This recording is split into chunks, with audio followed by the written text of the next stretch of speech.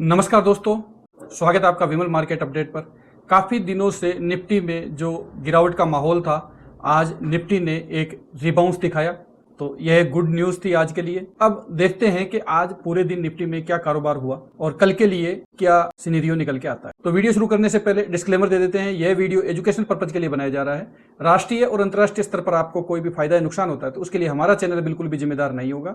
आप अपना कोई भी फाइनेंशियल डिसीजन हो वो अपने फाइनेंशियल एडवाइजर या सेबी रजिस्टर्ड एडवाइजर से कंसल्ट करके ही डिसीजन लें। तो चलिए दोस्तों शुरू करते हैं। आज यानी 20 अगस्त 2026 का पोस्ट मार्केट एनालिसिस और 21 अगस्त 2026 का प्री मार्केट आउटलुक। तो आज निफ्टी 24,225 के लेवल के ऊपर ओपन हुआ। निफ्टी ने आज 24,265 का हाई बनाया और 24,184 का निफ्टी ने आज लो बनाया और 153 अंकों की मजबूती के साथ में 24,231 के लेवल के ऊपर 0.64% की तेजी के साथ में निफ्टी आज क्लोज हुआ। आज निफ्टी की जो रेंज रही वो 81 पॉइंट्स की रही, लेकिन निफ्टी की इस रेंज के अंदर दोनों तरफ के मूव छिपे हुए थे, क्योंकि निफ्टी 24,225 के ऊपर ओपन हुआ और फिर नीचे की तरफ आया 24,184 तक।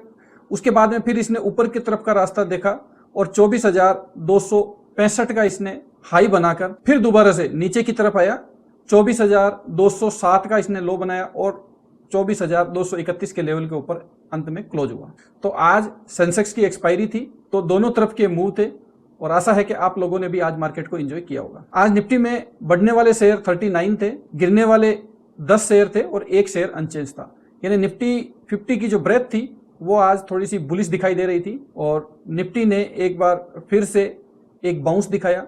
लेकिन अब आगे वाले दिनों में यह देखना होगा कि क्या यह बाउंस सस्टेन कर पाएगा या नहीं कर पाएगा। एनएससी के कामकाज की बात करें तो एनएससी में 3632 शेयरों में आज कामकाज हुआ, जिसमें से 2106 शेयर पॉजिटिव में क्लोज हुए, 1402 शेयर नेगेटिव में क्लोज हुए। तो एनएससी की ब्रेथ भी पॉजिटिव दिखाई दे रही थी। आज निफ्टी को ऊपर की तरफ ले जाने वाले थे मीडिया और रियलिटी, और निफ्टी में आज कमजोर सेक्टर थे इंडिया डिफेंस, पीएसयू कंपनीज और पीएसयू बैंक्स। दोस्तों अब बात करते हैं कमोडिटी मार्केट की। तो कमोडिटी मार्केट में क्रूड में हाहाकार मचा हुआ है। क्रूड दोबारा से 100 की तरफ भागने की तैयारी कर रहा है। ब्रेंट क्रूड $93.61 पर बैरल के ऊपर कामकाज कर रहा है, 2.17% की मजबूती के साथ में है। WTI क्रूड $86.48 पर बैरल के ऊपर कामकाज कर रहा है, 2.47% की मजबूती के साथ में है।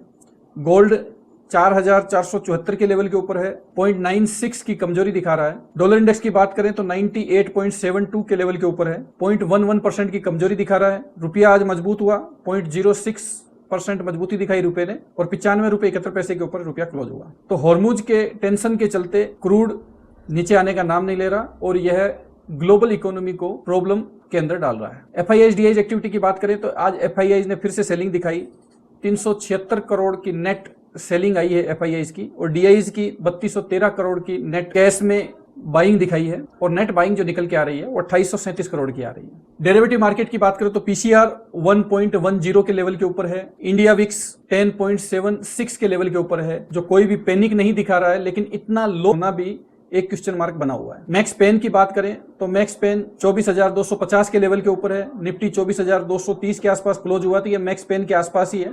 जो नेक्स्ट जो अब मूवमेंट रहेगा वो देखना होगा कि क्या निफ्टी 250 के ऊपर अगर निकलता है तो बुलिश मोड में आ जाएगा, 250 से नीचे रहता है तो बेरिश मोड बताएगा। ओपन इंटरेस्ट की बात करें तो पुट साइड में जो हाईएस्ट ओपन इंटरेस्ट बना हुआ है 24,000, 23,700 और 24,100 का लेवल है, और कॉल साइड का जो ओपन इंटरेस्ट है वो 24,500, 24,300 और 24,200 का लेवल बता रहा है। तो अभी जो इमीडिएट जो रेंज निकल के आ रही है वो 24,000 से 24,500 की रेंज है, और निफ्टी बिल्कुल बीच में खड़ा है 24,231।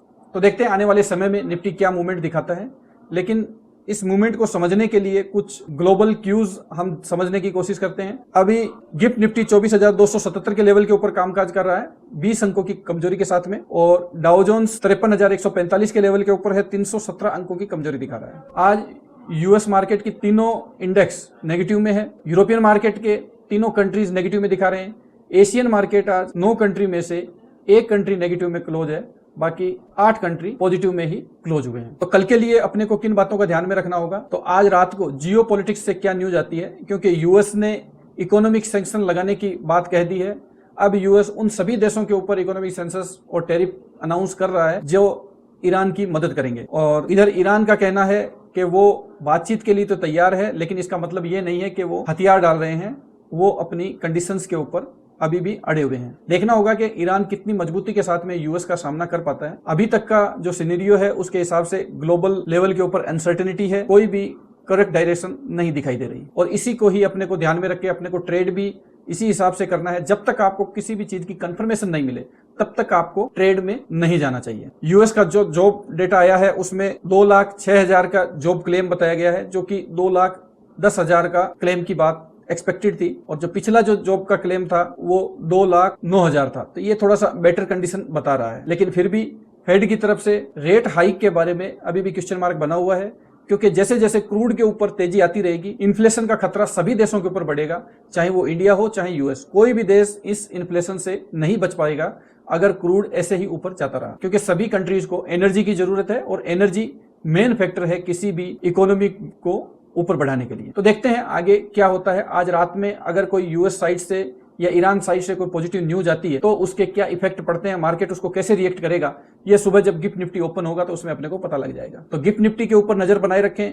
डाउ जोन्स फ्यूचर्स कल सुबह किस लेवल के ऊपर रहते हैं उसको आप ध्यान में रखें। ब्रेंट क्रूड क्या 95 से ऊपर की तरफ जा रहा है? अगर ब्रेंट क्रूड 95 से ऊपर की तरफ जाता है तो बेरिश पोजीशन बनेगी, और 90 के आसपास आता है तो फिर एक बाउंस बैक फिर से हम कल के लिए देख पाएंगे। आज मार्केट में जो सेबी द्वारा कासा के मैनिपुलेशन के ऊपर जो एक्शन लिया गया उसके ऊपर भी न्यूज रही। मार्केट को एक रिलीफ मिली कि मैनिपुलेशन करने वालों के ऊपर सेबी अपना कड़ा शिकंजा कस रहा है। तो इससे फॉरेन इंस्टीट्यूशनल इन्वेस्टर्स में और रिटेल इन्वेस्टर में एक कॉन्फिडेंस जगेगा और मार्केट में पैसा आने की संभावनाएं बनेगी। तो दोस्तों ये था पोस्ट मार्केट एनालिसिस, और कल के लिए अपने को किन बातों को ध्यान में रखना चाहिए। अब बात करते हैं कि कल यानी 21 अगस्त 2026 को वो कौन से इंपॉर्टेंट सपोर्ट्स और रेजिस्टेंस है जिनको ध्यान में रखकर अपने को ट्रेड करना चाहिए। तो निफ्टी 24,231 के लेवल के ऊपर क्लोज हुआ है। अगर निफ्टी 24,190 के लेवल को नीचे की तरफ ब्रेकडाउन देता है तो फिर जो नेक्स्ट सपोर्ट निकल के आते हैं वो 24,130, 24,070 और 24,000। और अगर 24,000 भी जो साइकोलॉजिकल लेवल है अगर वो भी टूट जाता है